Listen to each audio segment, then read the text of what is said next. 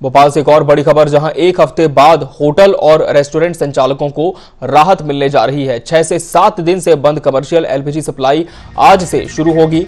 Supply बंद रहने से कई छोटे होटल और ढाबे बंद हो गए थे। केंद्र सरकार ने शनिवार को सप्लाई चालू करने का ऐलान कर दिया था। सप्लाई बंद रहने से कई छोटे होटल और ढाबे बंद हो चुके थे। केंद्र सरकार ने बीते शनिवार को सप्लाई चालू करने का ऐलान कर दिया था। एक हफ्ते के बाद होटल और रेस्टोरेंट संचालकों को भोपाल में बड़ी राहत मिलने जा रही है। बताया जा रहा है कि कमर्शियल एलपीजी की सप्लाई शुरू होगी। प्रदीप तलरेजा हमारे साथ खबरों में बने हुए। प्रदीप, बताया जा रहा है कि कमर्शियल एलपीजी की सप्लाई शुरू होगी। क्या सप्लाई शुरू की जा चुकी है? क्या कुछ प्रक्रिया इसके लिए पूरी अब निर्धारित की गई है?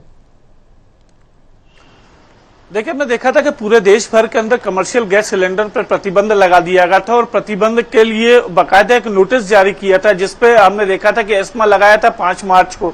और इस 5 मार्च में जब ये एस्मा लगाया गया तो उसमें इस बात को स्पष्ट किया था कि कमर्शियल गैस सिलेंडर की भाषा में उसे कमर्शियल नहीं कहा जा सकता।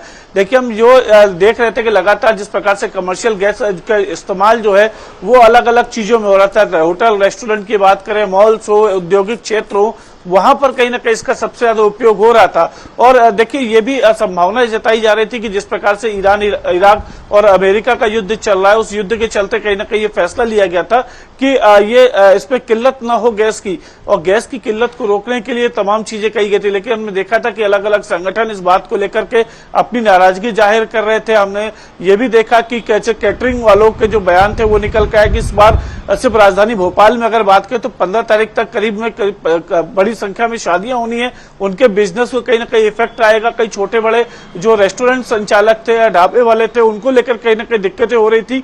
और इसको लेकर देखिए, शनिवार को एक बैठक जो है वो दिल्ली में आयोजित की गई, जिसमें खुद पेट्रोलियम एवं गैस मंत्रालय के लोग जो जुड़े हुए थे, उन्होंने इस बात को कहा था बैठक में कि तो हमारे पास पर्याप्त संसाधन है, पर्याप्त गैस हमारे पास है, लेकिन एक बार फिर से कमर्शियल गैस की जो डिलीवरी है वो शुरू कर दी जाएगी। और देखिए, आज से ये कहा जा रहा है कि गैस सिलेंडर की डिलीवरी शुरू हो जाएगी, लेकिन अब से कुछ देर बाद जब गैस एजेंसियां खुलेंगी, इसके बाद ये स्पष्ट होगा कि किस आधार पर गैस दिया जाएगा। क्या कुछ पैरामीटर तय किए गए हैं, उसको लेकर अभी हालांकि निश्चित तौर पर अब देखना होगा कि सप्लाई चेन जब शुरू होती है तो इसमें किसी तरह की बाधा ना हो। बहुत शुक्रिया प्रदीप आपका हमसे खबरों में जुड़ने के लिए।